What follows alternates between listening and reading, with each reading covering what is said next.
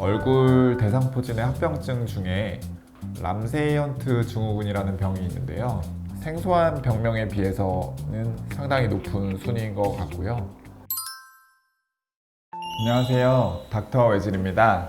오늘은 젊은 층에서 발생하는 대상포진에 대해 이야기를 해보려고 합니다. 특히 스트레스나 면역력 저하, 그리고 현대인의 바쁜 생활 패턴이 젊은 층의 대상포진 발병에 영향을 미치는 것으로 생각됩니다. 오늘은 실제 젊은 환자분의 사례를 통해 어떤 상황에서 대상포진이 발생하는지, 또 치료와 관리에 대해 함께 알아보도록 하겠습니다. 대상포진에 대한 전반적인 내용은 이전 영상에서 자세히 다뤘으니 참고해 주시면 되겠습니다. 오늘 소개할 환자분은 30대 초반의 젊은 남성분입니다. 특이 병력은 없었던 분으로 교대 근무를 하는 일을 하셔서 평상시에 잠을 규칙적으로 잘 못 잔다고 하셨었는데요.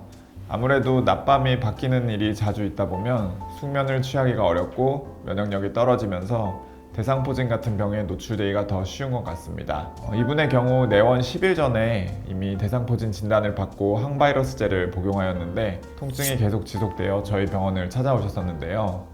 발진이 발생하고 72시간까지를 골든타임이라고 하고 그 안에 항바이러스제를 시작하는 것이 중요한데요. 이렇게 제때 약물 복용을 시작한 경우 통증과 발진이 가라앉으면 다행이지만 심한 경우 통증 조절이 안 되는 경우가 꽤 많습니다. 첫날 방문했을 때 촬영했던 사진이고요.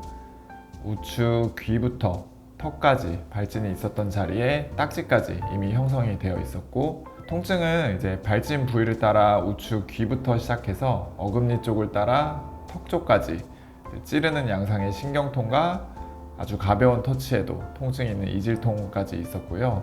3차 신경은 12개의 뇌신경 중 5번째 신경으로 눈신경, 위턱신경, 아래턱신경으로 나누어지고요. 환자분의 경우에는 두 번째와 세 번째 분지인 위턱신경과 아래턱신경의 대상포진이 발생하였습니다.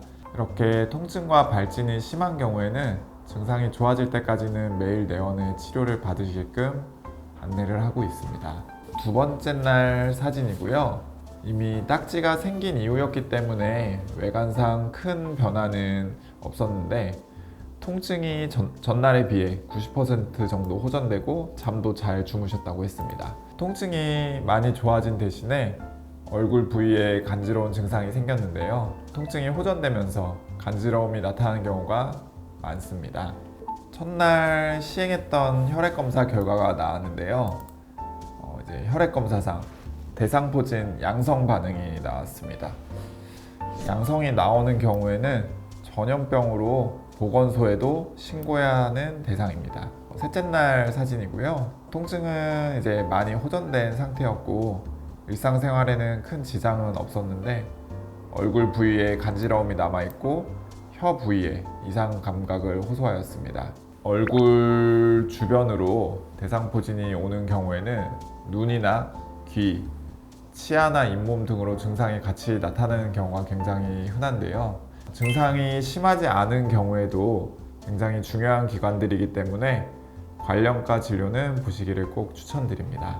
이후부터는 많이 호전되어서 일주일에 한 번에서 2번 정도만 내원을 하시게 되었고요. 가끔씩 이제 신경통 양상의 찌릿한 느낌도 있었는데 전반적으로 처음에 비해 많이 호전되었고 숙면도 취할 수 있는 상태가 되었습니다.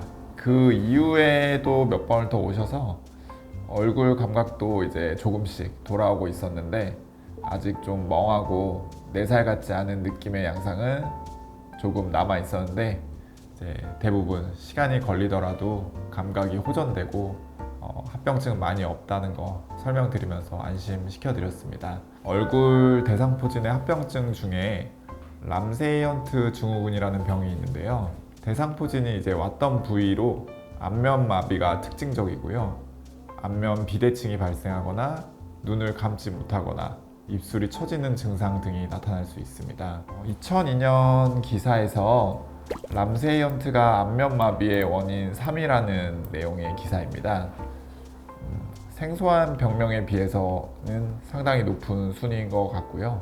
이 외에 귀 주변의 통증이나 심한 물집, 이명, 난청 등의 귀와 관련된 증상이 발생하는 것도 특징이고요. 이외에 어지럼증, 미각, 상실 등도 있을 수 있습니다. 다행히 이제 우리 환자분의 경우에는 이런 증상이 없어서 얼굴 부위에 약간의 불편감만 남아 있었기 때문에 큰 걱정은 되지 않았었고요. 마지막 치료 시에 시행했던 혈액 검사 결과입니다. 바이러스 수치가 떨어지면서 이전에 양성이었던 IgM 항체가 음성으로 바뀌었고요. 입술 부위와 귀 부위에 약간의 통증이 남아있긴 했었는데 일상생활에는 큰 불편함 없다고 하셨었고요.